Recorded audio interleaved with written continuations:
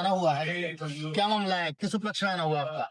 तो जी हम घर पे आए हैं, हमारे बड़े भाई हैं फहीम भाई, और उनके यहाँ पर आना हुआ और बड़ा अच्छा लगा यहाँ पे सबसे मिलके।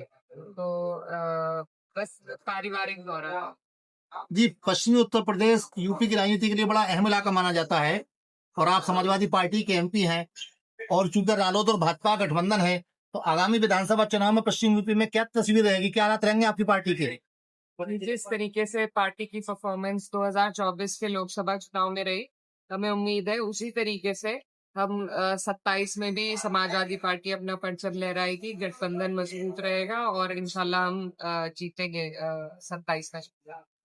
सांसद जी, महिला सशक्तिकरण पर आप क्या कहना चाहिए? जैसे आप सांसद हुई और कहीं ना कहीं आपने अपने तौर पे महिलाओं की आवाज को बुलंद किया, क्या लगता है भविष्य में भी ऐसी चीजें बढ़ेंगी?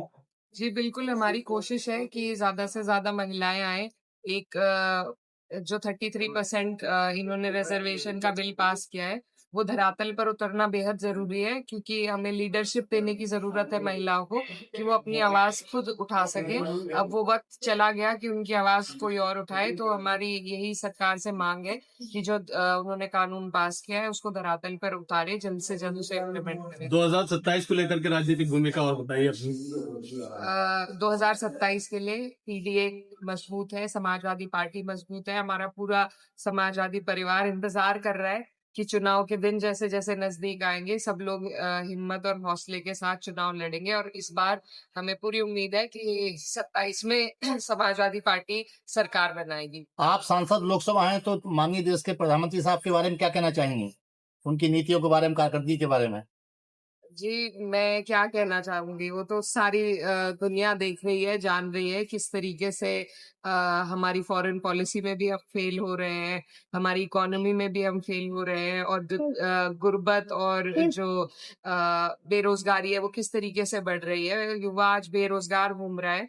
तो ये सारी चीजें हैं जिन पर अपने देश हित के लिए सोचने की सभी को जरूरत है, खासतौर पर मौजूदा सरकार। सांसद जी, एक सवाल और लूंगा आपसे। आजकल जैसे नफरत की सियासत पे बहुत ज्यादा जोर है और आपको भी उस तरह से चीजें पीछे देखने को मिली, काफी टारगेट किया गया था।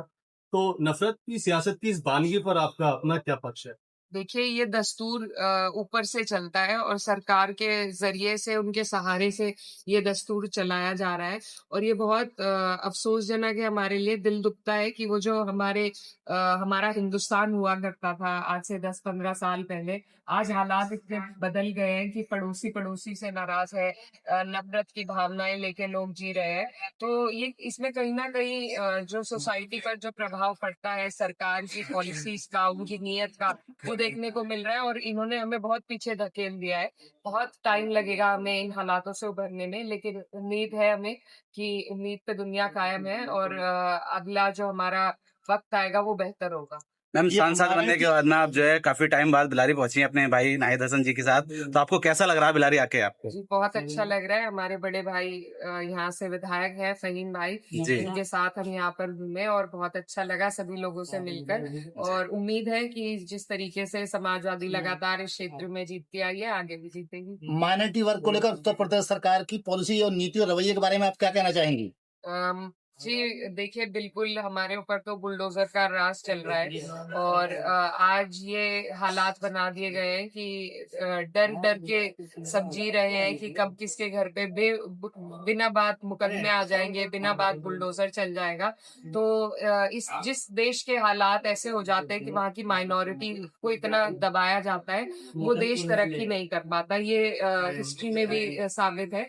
तो हमें उम्मीद है कि सभी लोग जो हमारे देश में जी रहे हैं उनको हिम्मत, हौसले और डिग्निटी के साथ जीने का मौका दे ये सरकार, और नहीं तो ऐसी सरकार को हम बदलेंगे।